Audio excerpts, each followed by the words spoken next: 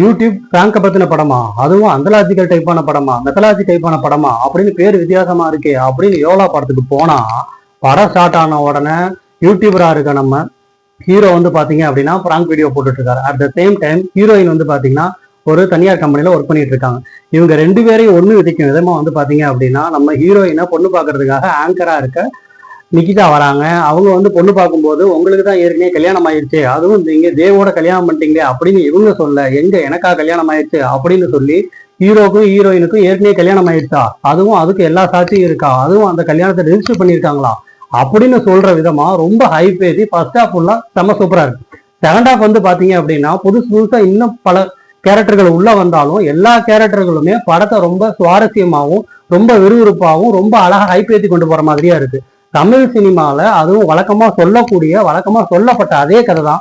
என்ன இவங்க ரெண்டு பேருக்கும் கல்யாணம் ஆயிடுச்சா, பிளாஸ்பேக்ல ஒருவேளை இவங்களுக்கு கல்யாணம் ஆயிருக்குமோ, இல்ல இவங்க ரெண்டு பேருக்கு ஏதாவது ஆக்சிடென்ட் ஆகி இதை மறந்துட்டாங்களா அப்படின்னு நம்மளை வெவ்வேறு விதமா யோசிக்க வச்சு கடைசியில படத்தை கொண்டு வந்து பினிஷ் பண்ணியிருக்க விதம் ரொம்ப அருமையா இருக்கு.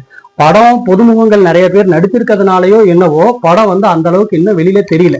படம் புதுமுகங்கள் அப்படிங்கறத தவிர்த்து பார்த்தோம் அப்படின்னா படம் ரொம்ப ஃபர்ஸ்ட் கிளாஸான படம்.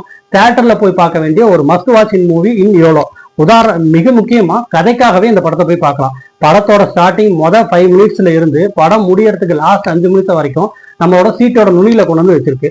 படத்துல பாடல்கள் என்னதான் வந்து கேட்கும்படியா இருந்தாலும் ஒரு தடவை மட்டும்தான் நம்மளால கேட்கும்படியா இருக்கு.